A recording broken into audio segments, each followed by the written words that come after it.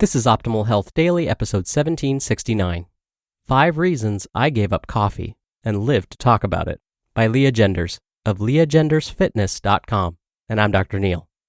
Welcome back to Optimal Health Daily, or welcome for the first time if you're new here. Remember, this is the podcast where I act as your very own personal narrator and read to you from some of the most popular health and fitness blogs online. And then I give a little bit of my own commentary at the end. Oh, and before I forget, happy first day of summer for those of us in the Northern Hemisphere, and happy first day of winter for our friends in the Southern Hemisphere. But beyond wishing us a very happy summer or winter, I'm going to keep this intro nice and short. So with that, let's get right to it and start optimizing your life. 5 Reasons I Gave Up Coffee and Lived to Talk About It, by Lea Genders of leagendersfitness.com. When I tell people I want to take a coffee break, they're usually supportive until I explain that I don't mean to take a break with coffee, but to take a break from coffee. Then they think I'm crazy. I filled up my 30-ounce Yeti tumbler with black coffee like I do every morning. I drank it on my morning walk with my dog, on my drive to work, and as I sat at my desk. As I licked the last drops from the bottom of the cup, I craved more. More, and more. I considered stopping by Starbucks for just a tall. That's when I realized it's time for a caffeine reset. More is not better when it comes to caffeine. I reset my caffeine tolerance every once in a while when I feel my coffee consumption getting out of control. 1 large tumbler is 3 3/4 cups. That's a lot. Coffee in moderation can have health benefits, but like most things in life, too much is still too much. 4 cups of coffee, 7 days a week is not an example of moderation. So I gave it up.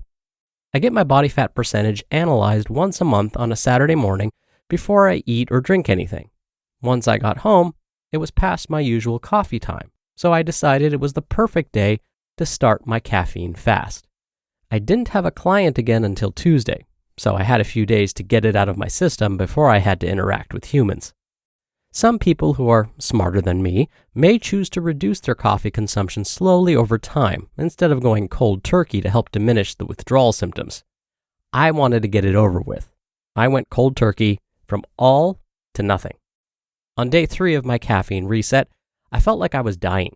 Symptoms included a headache, foggy brain, low energy, feeling tired, and crankiness. I didn't realize my dependence on it until I took it away. I posted about it on Facebook in an attempt to entice internet sympathy. Comments included, "Why do such an awful thing?"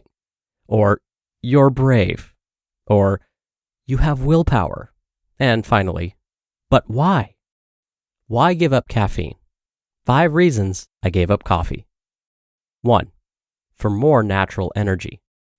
When I cut out caffeine, I feel more energized and clear-headed in the mornings. I mean, of course, after the crippling withdrawal symptoms subside.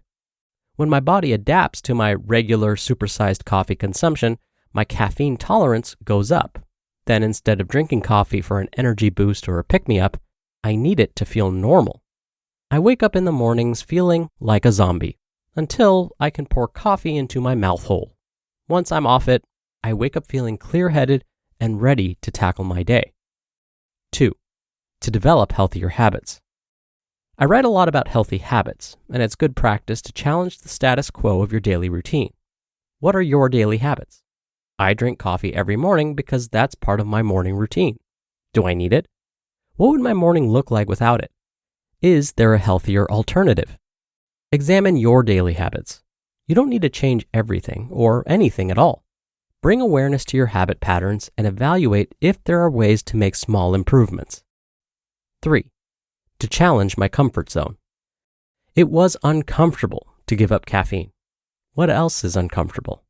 Can you improve your health or well-being in a small way by trying something new and uncomfortable? Look at it as an experiment to discover something new about yourself. I learned I had a full-blown dependency on caffeine. 4. For better sleep.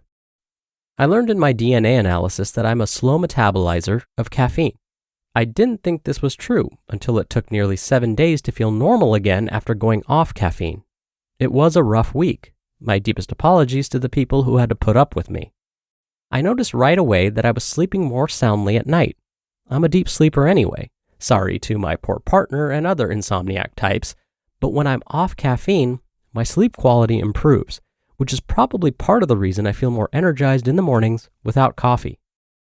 And 5, for running performance. I joke that caffeine is my performance-enhancing drug. I like to go off caffeine 2 weeks before a race, then have a cup before I hit the start line to enjoy the benefits of a caffeine boost on race day. Now, I feel great. I've replaced my coffee with naturally caffeine-free hot tea in the mornings, and while I miss the coffee aroma, I found hot tea is a suitable replacement for now. It takes so long to recover from the withdrawal symptoms that I'm not in a hurry to go back. Usually, I start with a small cup of coffee after 2 weeks, but this time, I'm staying away. I feel so energized, I don't want coffee. Weird, right? I'm sure I'll have caffeine again as needed, but my reset is a valuable reminder of not getting too dependent on any substances to feel normal. I'm certainly not suggesting everyone give up caffeine. I wouldn't do that. I don't want you to hate me. There's nothing inherently wrong with regular moderate consumption of caffeine, but if you find that you're pushing the limits of normal, it may be time to take a temporary break to rest your tolerance. It's a good practice to examine any of your automatic behaviors, also known as habits, and look for ways to improve them if possible. Do you think I'm crazy? It's okay. Most people do. You just listened to the post titled 5 Reasons I Gave Up Coffee and Live to Talk About It by Lea Genders of leagendersfitness.com. When you want to improve your work life, you surround yourself with the best people you can find. So, how do you find them? You need Indeed. Indeed is the hiring platform where you can attract, interview, and hire all in one place. Find great talent faster through time-saving tools like Indeed Instant Match, assessments, and virtual interviews. One of the things I love about Indeed is that it makes hiring all in one place so easy, because with virtual interviews, Indeed saves you time.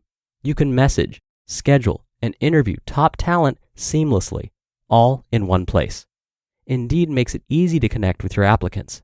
No need to install anything extra. Indeed's virtual interviews work from your browser.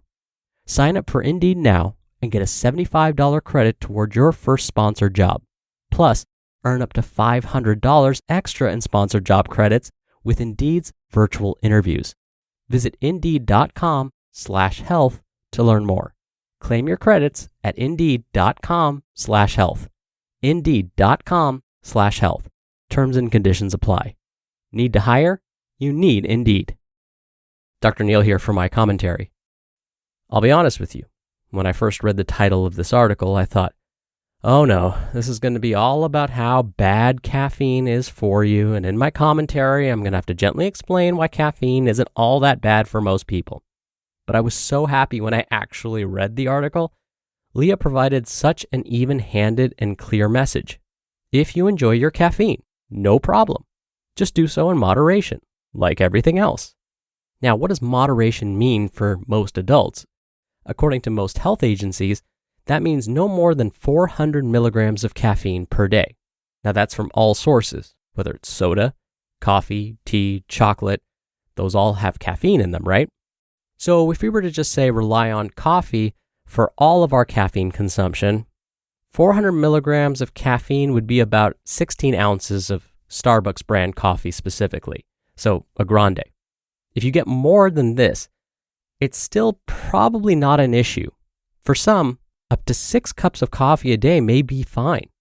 But for others, like me and Lea, too much caffeine may start to negatively affect us. For me, if I get more than 2 cups of coffee a day, I won't be able to fall asleep later. So the important thing is, know yourself. Know how your body responds to caffeine. What's too much for some might be too little for others. But using that 400 milligrams of caffeine per day is a nice starting point. All right, that's it from me for today. Thank you so much for listening, and I'll be back here tomorrow as usual. So I'll see you there where your optimal life awaits.